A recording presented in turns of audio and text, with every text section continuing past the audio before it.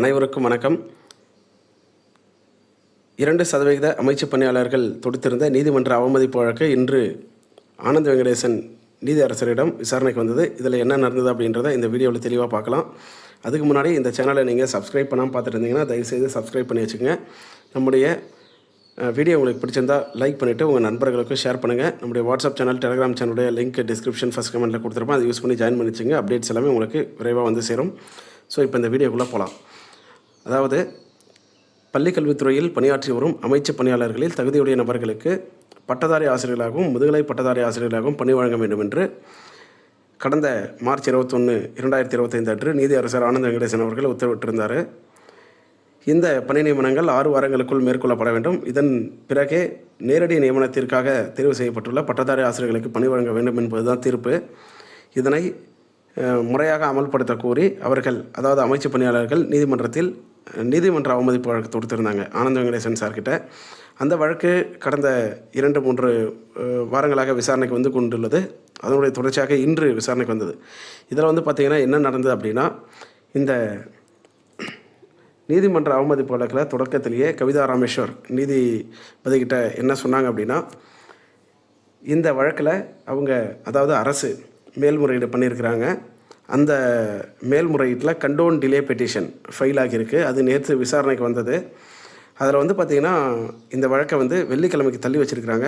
ஆனால் வந்து மெயின் அந்த ரிட் அப்பீல் வந்து பார்த்திங்கன்னா இன்னும் நம்பர் ஆகலை. பட் கண்டோன் டிலே பெட்டிஷன் மட்டும் நம்பர் ஆகி விசாரணைக்கு வந்தது. வெள்ளிக்கிழமை தள்ளி வச்சுருக்காங்க. அது உங்ககிட்ட சொல்ல சொன்னாங்க. ஏன்னா இப்போதைக்கு எதுவும் இந்த வழக்கில் எதுவும் உத்தரவிட வேண்டாம் அப்படின்ற மாதிரி உங்ககிட்ட சொல்ல சொன்னாங்க அப்படின்றத கவிதா ராமேஸ்வர் அவர்கள் சொன்னாங்க. இதனைத் தொடர்ந்து பார்த்திங்கன்னா மற்றொரு வழக்கறிஞர் என்ன சொன்னாங்கன்னா, இந்த வழக்கில் வந்து பார்த்திங்கன்னா 6-7 ரிட் பெட்டிஷன்ஸ் இருந்தது. ஆனால் இதில் ஒரு பெட்டிஷனை மட்டும்தான் அரசாங்கம் மேல்முறையீட்டுக்கு கொண்டு போயிருக்கிறாங்க, மற்ற எல்லாத்தையுமே கொண்டு போகலை அப்படின்ற மாதிரி அவங்க சொன்னாங்க. அந்த கண்டோன் டிலே பெட்டிஷனில் ஒரே பெட்டிஷன் மட்டும்தான் போட்டிருக்கிறாங்க, மற்ற பெட்டிஷன்ஸ்லாம் வந்து அவங்க போடலை அப்படின்ற மாதிரி சொன்னாங்க. அது மட்டும் இல்லாமல் நீதியரசர் சுதீர்குமார் அவர்கள் கொடுத்த தீர்ப்பின் அடிப்படையில் 151 பேருக்கு இவங்க பணி நியமனம் கொடுத்துருக்குறாங்க. ஆனால் வந்து இதில் இயர்வைஸ் சீனியாரிட்டி வந்து ஃபாலோ பண்ணல. இது வந்து நீங்கள் கொடுத்த தீர்ப்பை வந்து ஃபாலோ பண்ணாமல் நீங்கள் கொடுத்த தீர்ப்புக்கு அகெயின்ஸ்டாக இருக்குது. ஏன்னா நீங்கள் என்ன சொன்னீங்கன்னா, இயர்வைஸ் சீனியாரிட்டி படி ஒரு பேனல் ப்ரிப்பேர் பண்ணி அதன்படி தான் நீங்கள் வந்து அவங்களுக்கு வந்து பணி கொடுக்க சொன்னீங்க. ஆனால் வந்து இவங்க வந்து அதை எதுவுமே ஃபாலோ பண்ணாமல் இருக்காங்க.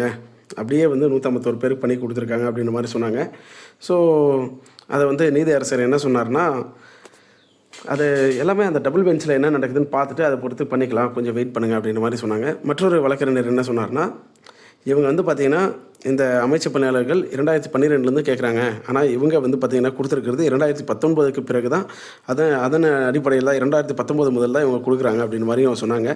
ஸோ எல்லாத்தையுமே கேட்டுக்கிட்ட நீதிபதி என்ன சொல்லிட்டாருன்னா, இந்த டபுள் பெஞ்சில் என்ன நடக்குதுன்னு பார்க்கலாம், வெயிட் பண்ணுங்கள் அப்படின்ற மாதிரி சொல்லிட்டாரு. ஸோ இன்றைக்கி வந்து பார்த்திங்கன்னா எதுவுமே ஆர்கியூமெண்ட்லாம் எதுவுமே நடக்கலை. அதுதான் ஒரு விஷயம், சரிங்களா? ஆர்கியூமெண்ட்டுன்றது எதுவுமே நடக்கலை. அங்கே டபுள் பெஞ்சில் விசாரணைக்கு இந்த கேஸ் வந்துடுச்சு அப்படின்றத சொல்லியிருக்கிறாங்க. ஸோ இதுதான் இன்றைக்கு நடந்த ஒரு விஷயங்கள். இதில் வந்து பார்த்திங்கன்னா நிறைய பேர் என்ன யோசிப்பாங்கன்னா, குறிப்பாக பட்டதாரி ஆசிரியர்களாக தேர்வு செய்யப்பட்டவர்கள், எங்கள் அரசு வந்து நம்மளை பற்றி எதுவுமே பேசலை இந்த வழக்கில், நமக்கு பண்ணி கொடுக்கணுன்னா அரசாங்கம் எதனா பேசியிருக்கணுமே அப்படின்னு கேட்பாங்க. அதுக்கு நான் சொல்லக்கூடிய பதில் என்னென்னா, அரசாங்கம் நேரடி நியமனத்தை பற்றி எப்போ பேசிட்டாங்கன்னா, இந்த வழக்கு, அதாவது அமைச்சு பணியாளர்கள் வழக்கு விசாரணையில் இருக்கும்போதே நேரடி நியமனத்துக்கு தடை கொடுத்தப்பவே வந்து பார்த்திங்கன்னா அரசாங்கம் ஆனந்த வெங்கடேசன் சார்கிட்ட இதை எல்லாமே விலக்கி சொல்லிட்டாங்க. பட்டதாரி ஆசிரியரை பற்றி நேரடி நியமனத்திற்கும் ப்ரமோஷனுக்கும் சம்மந்தம் இல்லை அப்படின்றது எல்லாம் கூட சொல்லிட்டாங்க.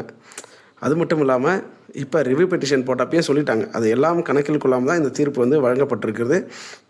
எனவே அந்த நேரடி நியமனத்துக்கு தடையை உடைக்க வேண்டும் என்பதற்காக தான் இப்போ மேல்முறையீடும் பண்ணியிருக்கிறாங்க. ஸோ அங்கே போய் தான் பேசுவாங்க. அதனால் இங்கே வந்து அரசாங்கம் பேசலை அப்படின்ற மாதிரி யாருமே குழப்பமடைய வேண்டாம் அப்படின்றத என்னுடைய ஒரு தனிப்பட்ட கருத்தை நான் வந்து இங்கே தெரிவிச்சுக்கிறேன். இது மட்டும் இல்லாமல் பார்த்திங்கன்னா இந்த வழக்கு இன்னும் எவ்வளோ நாளும் இருக்கும் அப்படின்ற மாதிரி ஒரு சந்தேகம் உங்களுக்கு வரலாம். என்னப்பா நீதியரசர் தள்ளி வச்சுட்டே இருக்கிறாரு ஆனந்த வெங்கடேசன் அப்படின்னா, இந்த வழக்கினுடைய அந்த மேல்முறையீடு வந்துட்டனால இனி இதில் வந்து பார்த்திங்கன்னா அவர் எந்த ஒரு ஆர்டர்ஸும் பெரிய அளவில் கொடுக்க மாட்டார் அப்படின்றதான் நம்ம புரிஞ்சிக்க வேண்டியிருக்கு. ஏன்னா நேற்றே நீதியரசர்கள் தெளிவாக சொல்லி அனுப்பிட்டாங்க, நாங்கள் தான் வந்து தள்ளி வச்சுருக்கோம். அதனால் வந்து அந்த வழக்கில் எதுவும் ஆர்டர்ஸ் எதுவும் நடவடிக்கை எடுக்க வேண்டாம் அப்படின்றத தெரிவிங்க அப்படின்னு சொல்லி அனுப்பிச்சிட்டனால எதுவும் நடவடிக்கை எடுக்கலை. அது மட்டும் இல்லாமல் அடுத்த வாரம் இந்த வெள்ளிக்கிழமை வந்து பார்த்திங்கன்னா இந்த கண்டவுன் டிலே பெட்டிஷனை கண்டிப்பாக அக்செப்ட் பண்ணிக்கிட்டு இந்த மெயின் கேஸை வந்து நம்பர் பண்ணுறதுக்கு நீதியரசர்கள் உத்தரவிடுவாங்க. எனவே மெயின் கேஸ் அப்படின்றது நிச்சயமாக அடுத்த வாரத்தில் விசாரணைக்கு வந்து நீண்ட ஒரு நெடிய ஆர்கியூமெண்ட்டும் நடக்கும் அப்படின்றத எதிர்பார்க்கலாம். எனவே இந்த ஆர்கியூமெண்ட் நடந்து நிச்சயமாக அரசாங்கம் என்ன கேட்குறாங்கன்னா, இந்த பட்டதாரி ஆசிரியர்களுக்கு உள்ள அந்த தடையை நேரடி நியமனத்துக்கும் பட்டதாரி ஆசிரியர்களுக்கும் சம்மந்தம் இல்லை. அதாவது அமைச்சு பணியாளர்களுக்கும் நேரடி நியமனத்துக்கும் சம்மந்தம் இல்லை. எனவே பட்டதாரி ஆசிரியர்களை வந்து ஒரு பிணைய கைதிகளாக வச்சிருக்கக்கூடாது. அவருடைய அமைச்சு பணியாளர்களுடைய பிரச்சனை வேறு, இவர்களுக்கு நாங்கள் தேர்வு வச்சு செலக்ட் பண்ணியிருக்கிறோம். அதனால் நீதியரசர் ஆனந்த் வெங்கடேசன் அவர்கள் இந்த 6 வாரத்துக்குள்ளே போட்டுட்டு தான் போடணும். பேட்டி வந்து அவங்களுக்கு அமைச்சு பணியாளர்களுக்கு போட்டுட்டு தான் போடணுன்ற கொடுத்த உத்தரவை தடை செய்யணும். அதுக்கு வந்து ஸ்டே கொடுக்கணும்னு கேட்டிருக்காங்க.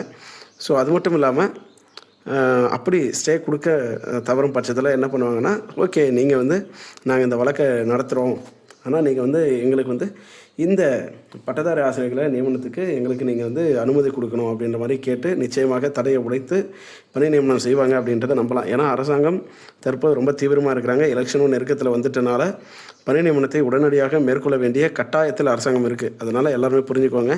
நிச்சயமாக வெள்ளிக்கிழமை இந்த வழக்கினுடைய விசாரணை எந்த அளவுக்கு போகுது அப்படின்றது நம்ம பார்க்கலாம். ஏன்னா வந்து வெள்ளிக்கிழமை கண்டவுன் டிலே பெட்டிஷன் அக்செப்ட் பண்ணிக்கிறதுக்கான வாய்ப்பு தான் பிரகாசமாக இருக்குது. அதனைத் தொடர்ந்து வரும் வாரத்தில் வந்து பார்த்திங்கன்னா விசாரணை நீண்ட நெடிய விசாரணை நடக்கும் அப்படின்றத நான் எதிர்பார்க்குறேன்.